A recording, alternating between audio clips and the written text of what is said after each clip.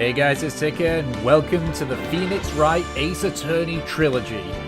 I've played this game, kind of, a couple of years back. Admittedly, I emulated it and everything, but I only did the first trial, and it was many years ago, so I don't know a whole lot about it, outside of the fact that I know a few of the characters, and I know it's a visual novel, plus, detective stuff, and I know I'm probably going to fail on it.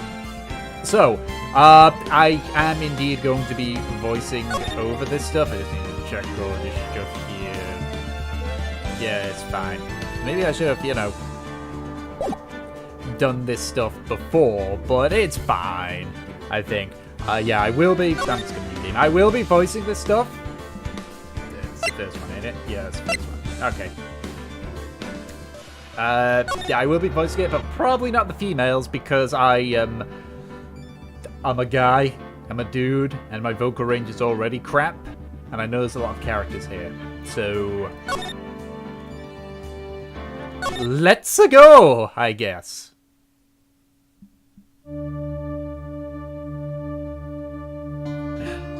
Oh wait, why did that just go by itself?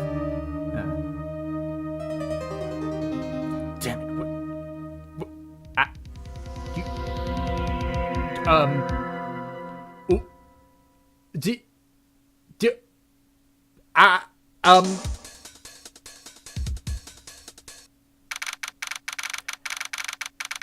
Are you gonna give me a second?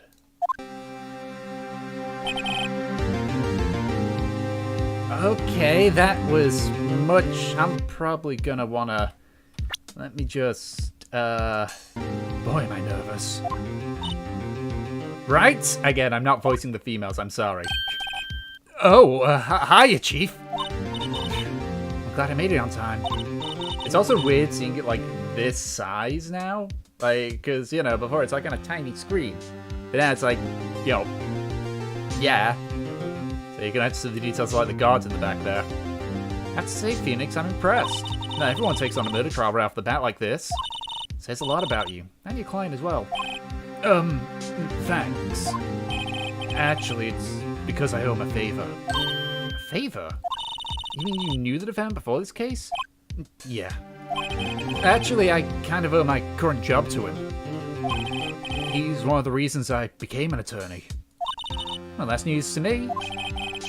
I want to help him out any way I can. I just really want to help him. I owe him that much. Oh boy, what voice am I going to do for Larry?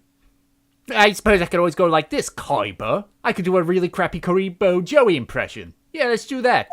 Ain't that right, Kyber? My life, everything, it's all over. Is that your client screaming over there? Yeah, it's him. Death to spare all. I'm gonna do it. I'm gonna die. It sounds like he wants to die. Yeah. Mick! Hey there, Larry. Dude, I'm so guilty. Tell him I'm guilty. Give me the death sentence. I ain't afraid to die. What? What's wrong, Larry? Oh, it's all over. I'm finished. This voice is going... I can't think of a good voice for Larry. Like, this happens. I get put on the spot all the goddamn time. I can't live in a world without her. I can. Who took her away from me, Nick? Who did this? Aw, Nick, you gotta tell me. Who took my baby away? That's responsible for your girlfriend's death? Newspapers say it was you. My name is Phoenix Wright. Here's the story. My first case is a fairly simple one. A young woman was killed in her apartment. The guy they arrested was the unlucky sap dating her. Larry Butts. My best friend since grade school. Our school has a saying, when something smells, it's usually the butts. In the 23 years I've known him, it's usually been true. He has a knack for getting himself in trouble. One thing I can say, though, it's usually not his fault. He just has terrible luck. But I know better than anyone he's a good guy at heart. That, and I owe him one. which is why I took the case, to clear his name. And that's just what I'm gonna do. I need to drink too.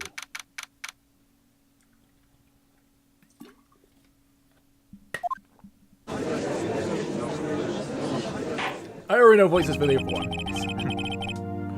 Court is now in session for the trial of Mr. Larry Butts. The prosecution is ready, Your Honor. The defense is ready, Your Honor. Mr. Wright, this is your first trial, is it not? Yes, Your Honor. I'm a little nervous. Your conduct during this trial will decide the fate of your client.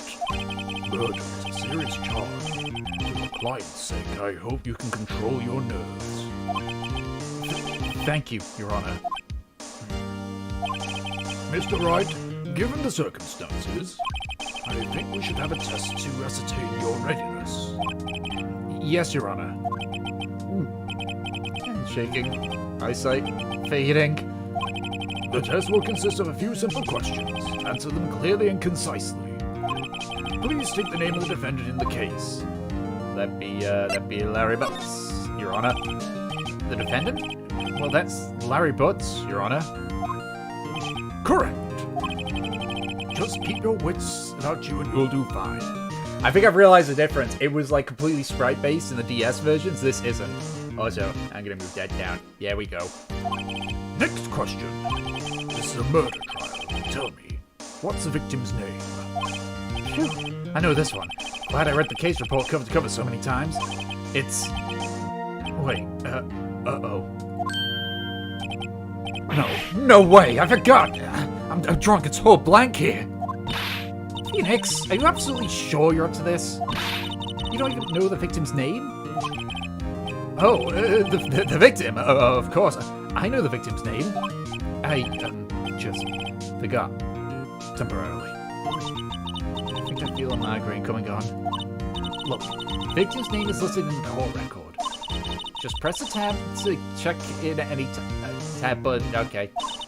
Remember to check it often. Do it for me, please. I'm begging you. Mr. Wright, who is the victim in this case? Okay. I'll wanna see. Okay. Cindy Summer. Cindy Stone, that was it. There you go. It's weird. It has mouse support, but it doesn't. At the same time, it's weird. The victim's name is Cindy Stone. Correct. Now, tell me, what was the cause of death? She died because she was... I know this one. She was struck once by a blunt object. Correct. You've answered all my questions. I see no reason why we shouldn't proceed. You seem much more relaxed, Mr. Wright. Good for you. Thank you, Your Honor.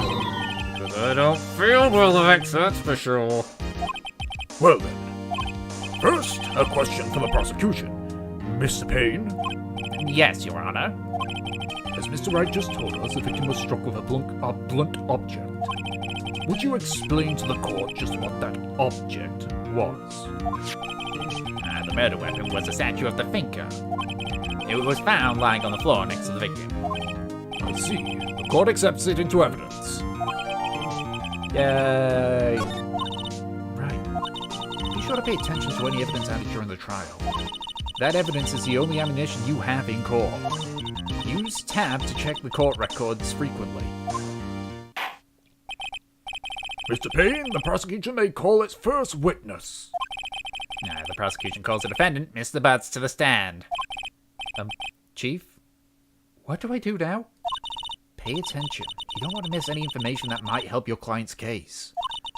You'll get your chance to respond to the prosecution later, so be ready. Let's just hope he doesn't say anything unfortunate. Uh-oh. Larry gets excited easily. This could be bad.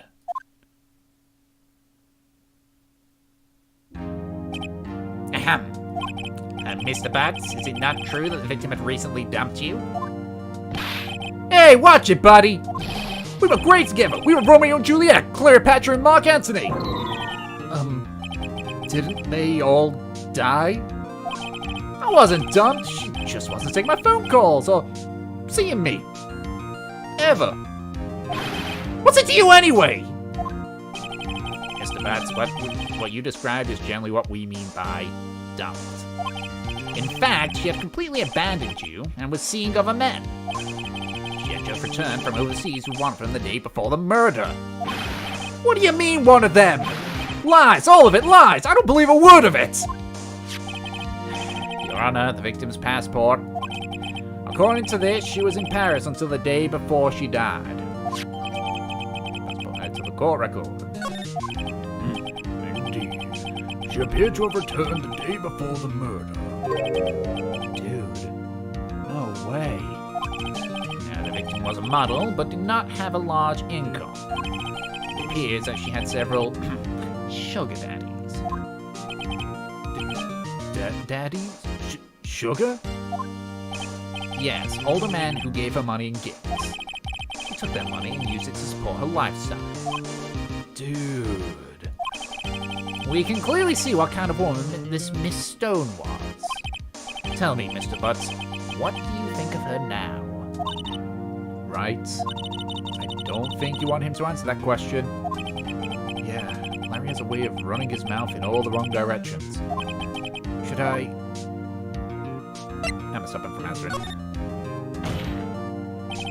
My client had no idea the victim was seeing other men.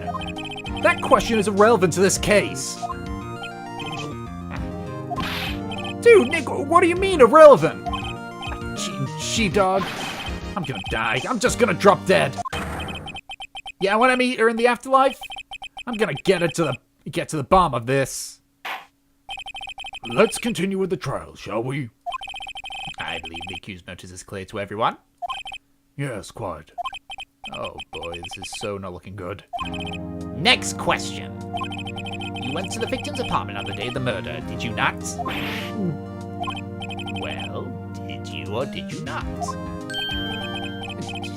Well, maybe I did. Maybe I didn't. Uh-oh. He went. What do I do? Have him answer honestly, I think. Right, I'll send him a signal. Tell the truth. Yeah, I was there. I went. I don't remember, like, all this stuff. I remember, like, the basic gist of it, but certain particulars evade me on this. Order! Well, Mr. Butts? Dude, chill. She wasn't home, man, so, like, I didn't see her. Your Honor, the defendant is lying.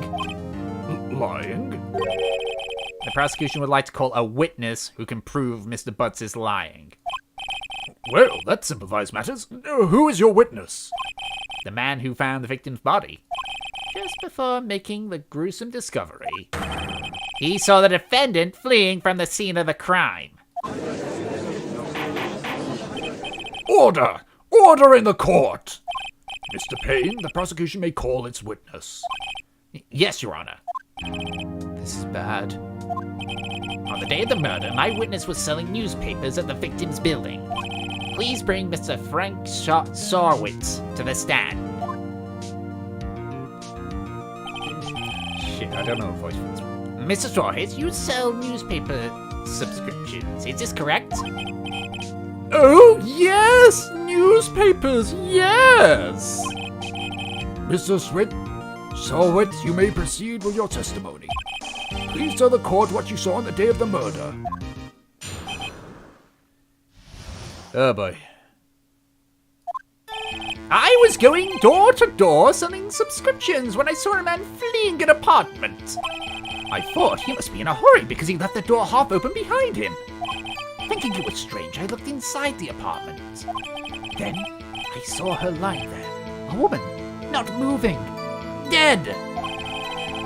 I quailed in fright and found myself unable to go inside. I thought to call the police immediately. However, the phone was in her apartment wasn't working. I went to a nearby park and found a public phone. I remember the time exactly.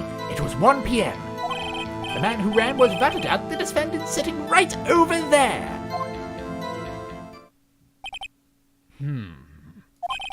Larry, why didn't you tell the truth? Can't defend you against a testimony like that. Incidentally, why wasn't the phone in the victim's apartment working?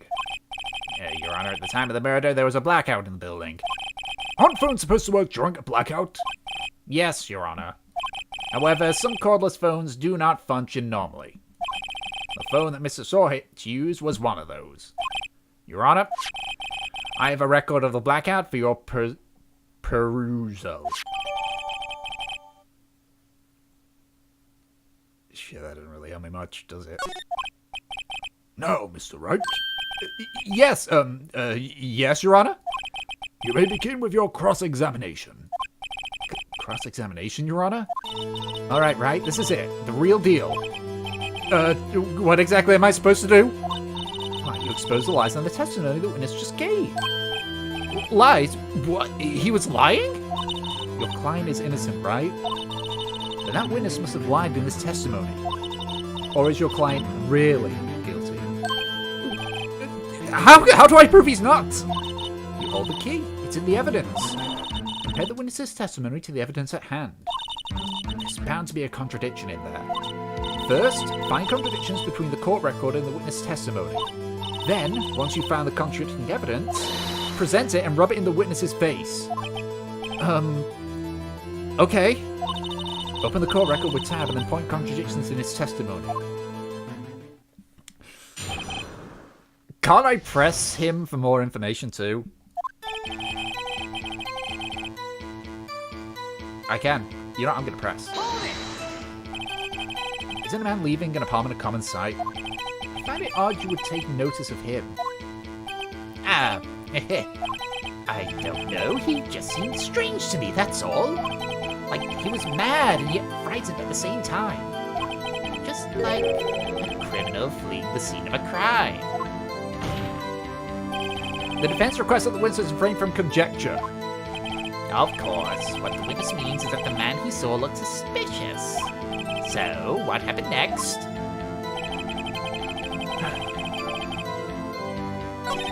Let me see. I need to think.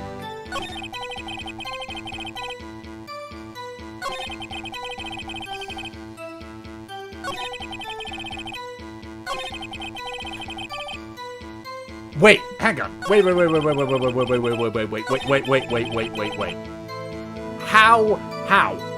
How did he know? It's that. It's gotta be that. No?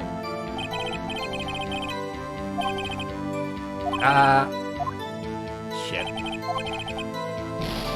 That's not good. I'm gonna press. How does he know? How did he know? 1 p.m. Are you certain? Yes, absolutely. He seems really confident. 1 p.m.? Right, doesn't that seem strange to you? Present some evidence to contradict him. Okay, what evidence? Wait, hang on, wait.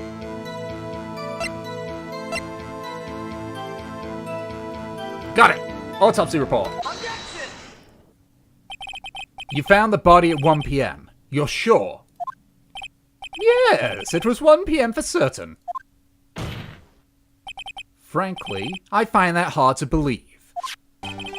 Your statement directly contradicts the autopsy report. The autopsy notes the time of death at some time after 4 p.m. There was nobody to, no body to find at 1 p.m. How do you explain this 3-hour gap? Oh, that! This is trivial. The witness merely forgot the time. After his testimony, I find that hard to believe. Mr. Sorwitz, why were you so certain that you found the body at 1 p.m.? Gee, that's a really good question. Great job, Wright. Way to put him on the spot. I knew it was like one of the reports. So all you have to do, point out contradictions. Lies always beget more lies. See through one, and the whole story falls apart. You know, it would help as well if I actually read the court record, because I'm an idiot. Oh, wait, I remember now! Would you care to give your testimony again. Alright. You see, when I found the body, I heard the time. There was a voice saying the time. It was probably coming from the television. Oh, but it was 3 hours off, wasn't it? I guess the victim must have been watching a video of a taped program. That's why I thought it was 1 p.m. Terribly sorry about your misunderstanding. I think I know this. That one kind of points it out right there. I see, you heard a voice saying the time on a taped program. Mr. Wright, you may cross-examine the witness. I think I got it. Right? You know what to do. I've got this one. Of course I do. It's that one is like painfully obvious. Like, my god. Nope. Nope. Yes, I know some suspicious. I want to... It doesn't work. I'm trying to use the mouse wheel.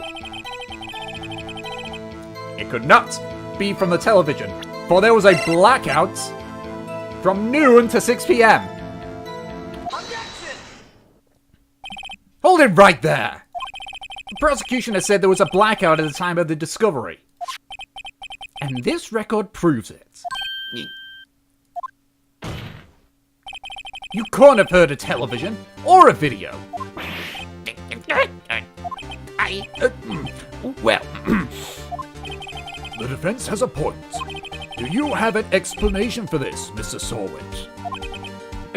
No, I found it quite puzzling myself. Quite. Wait, I remember now. Mr. Sorwit, the court would prefer to hear an accurate testimony from the very beginning. These constant corrections are harming your credibility.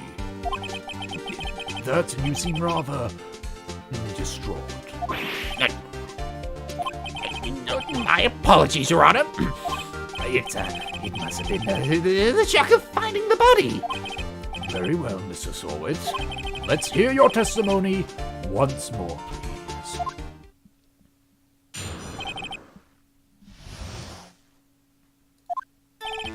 Actually, I didn't hear the time. I saw it. There was a table clock in the apartment, wasn't there? Yeah, the murder weapon. The killer used it to hit the victim. It was a thinker, which is a clock, but... That must have been what I saw. You saw a clock. I guess that would explain it. The defense may cross-examine the witness. Gladly. I don't even need to press this one. I know this one. It is simple. The murder weapon was the thinker. So...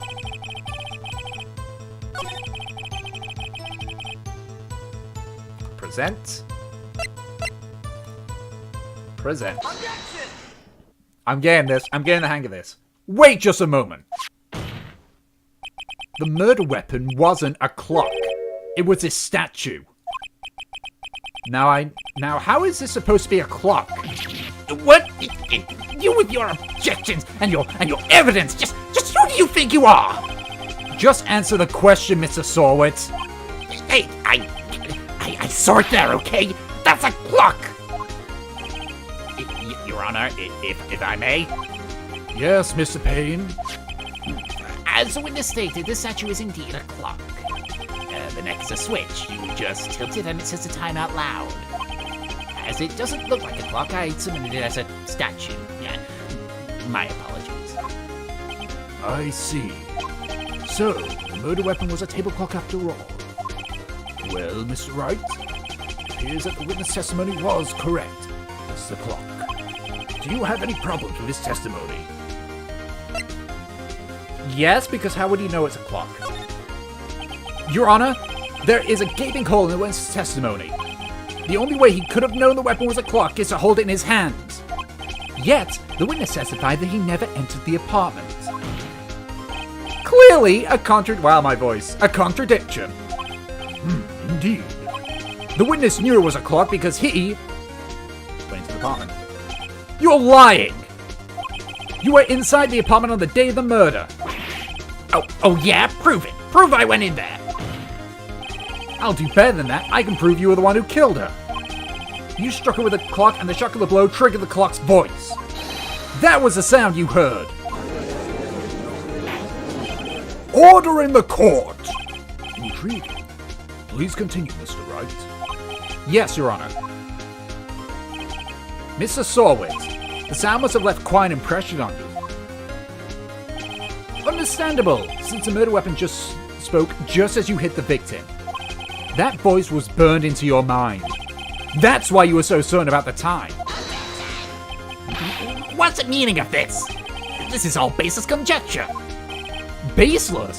Just look at the witness's face. Would the witness care to elaborate?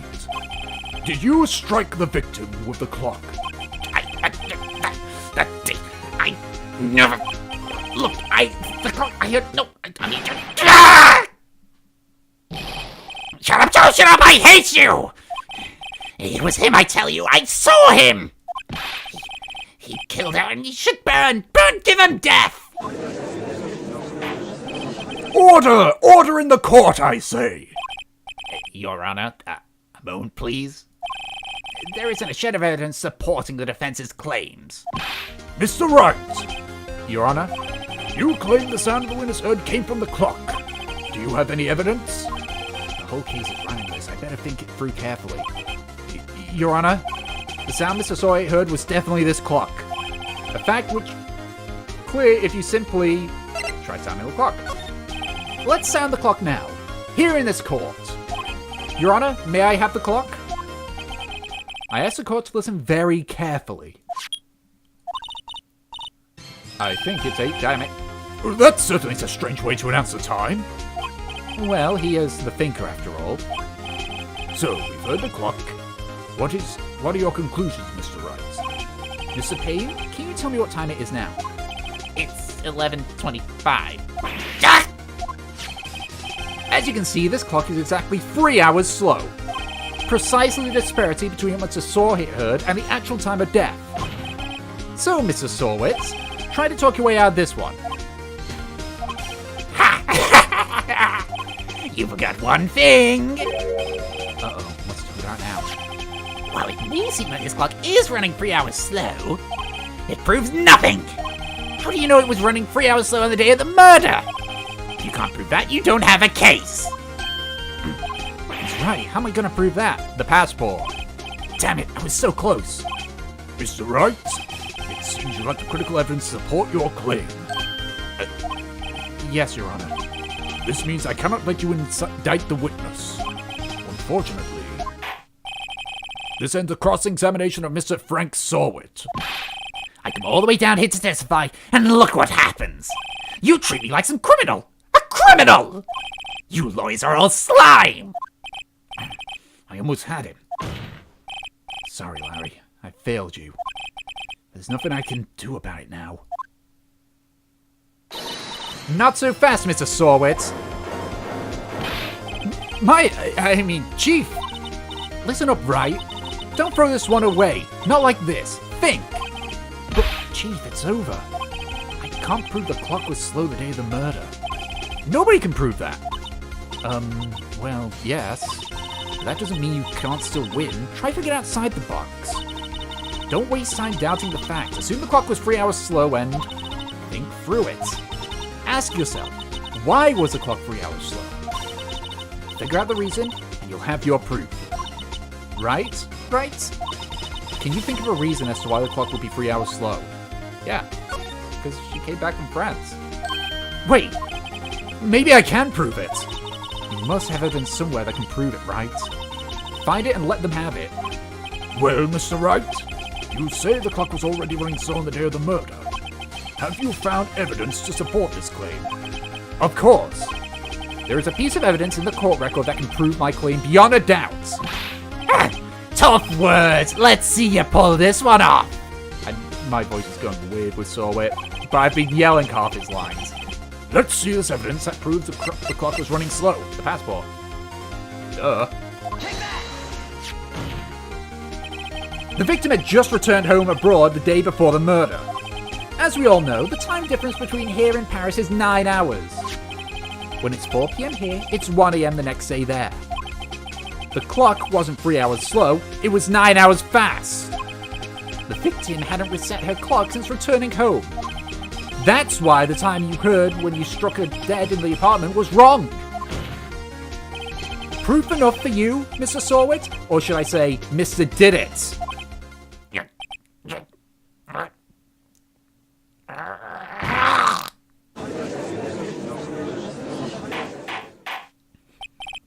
Order! Order, I say!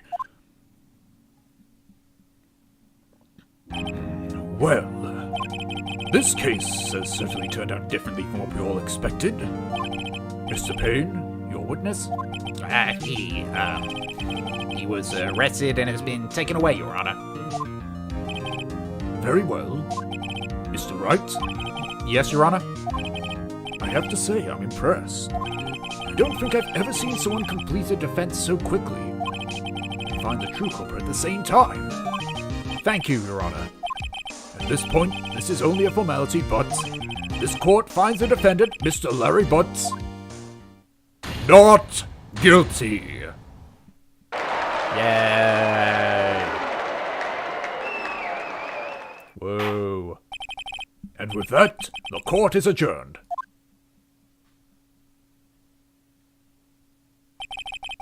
Turns out that Frank Sawit was a common burglar. He posed as a newspaper salesman to check and see when people were out of the house. That day, when Larry went into her apartment, the victim wasn't home. After he left, Mr. Sawit let himself in to do his dirty work. While he was searching her place, the victim returned. Flustered, Mr. Sawit grabbed the nearest blunt object he could find.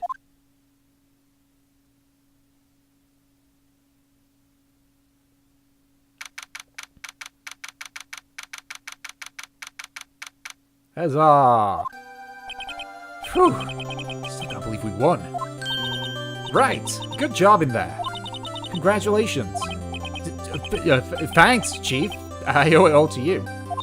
Not at all. Not at all. You fought your own battles in there. It's been a while since I've seen a trial end on such a satisfying note. I've never seen the Chief look this happy. If she's this glad, imagine how Larry must feel. My life is over. Larry! You're supposed to be happy! What's wrong now? Oh, Nick. Don't worry about me. I'll be dead and gone soon. Good. Wait. No! I mean, bad. Bad. Larry, you're innocent. The case is closed. But my Cindy Wendy's gone, man. Gone forever. Larry, she was a... Never mind. Congratulations, Harry. Harry? Yes, you. I can practically see the headlines now. Harry Butts, innocent. Thanks. I really owe you one. I won't forget this, ever. Let's celebrate. Dinner? Movie? My treat? Oh, no, I couldn't. Hey, I was the one who got you out of the hook. Got you off the hook. Oh, hey! Here, take this. It's a present. A present? For me? Wait, wasn't this the evidence that... Actually, I made this clock for her. I made one for her and one for me. Really? You made this? Well, thank you. I'll keep it as a memento. Yo, Nick. Can you believe it? I was so into that chick. And she was just playing me for a fool. Don't that make you want to cry? Larry. Are you so sure? Excuse me? I think she thought quite a lot of you, in her own way. Nah, you don't gotta sympathize with me, it's okay. Oh, I'm not just sympathizing, really. Isn't that right, Wright? Don't you have something to show your friend? Something that proves how she felt about him? Probably the clock, because, you know, custom. What the heck are you talking about? What, duh? Check this out, Larry. Proof positive you weren't some chump to her. Huh? What about that clock?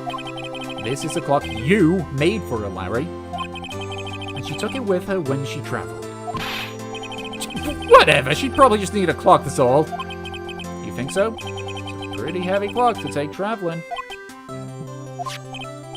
Well, make of it what you will. Hey, Nick. I'm glad I asked you to be my lawyer.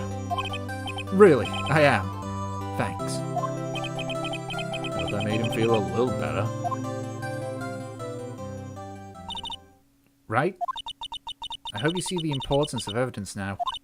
Also, hopefully you realize things change depending on how you look at them. People, too. We never really know if our clients are guilty or innocent. All we can do is believe in them. And in order to believe in them, you have to believe in yourself. Right? Listen, learn, grow strong. Never let go of what you believe in. Never. Well, I think our work here's done. Shall we be off? Yeah, I guess so. Say, how about dinner on me? We'll drink a toast to the innocent bots. Yeah! Oh, speaking of Harry, you were saying part of why you became a lawyer was because of him. Yeah, parts at least. You'll have to tell me more about it sometime. Maybe over drinks? And so, my first trial came to a close. Larry slapped me on the back and said, "Gee, Nick, it's good to have friends." I'm pretty sure he's not gonna pay us, unless you count the clock he gave Maya. I didn't know it then. But that clock was soon gonna be at the center of another incident. And my promise to tell the chief about me and Larry would be one promise that I wouldn't be able to keep. Hey, that's the first one of the turnabouts. And that's the shortest one of the turnabouts. Because then I got Turnabout Sisters. That's gonna be fun. Good thing that it's saving because I want to save my progress up to this point. I'm gonna save it right there. Thank you very much. Thank you. Good old. I ran out of time for this episode, and that screaming as Sorit's voice just kind of screaming voices is hard, especially when you don't have proper vocal warm up. Plus, I'm just making an excuse at this point, but it is actually really warm here, and I don't have my fan running or my window open because I'm doing recording. So I'm gonna call it good because I'm sweating a ton of bricks here. So thank you all so much for watching. I hope you enjoyed, and I'll catch you all next time. Bye bye.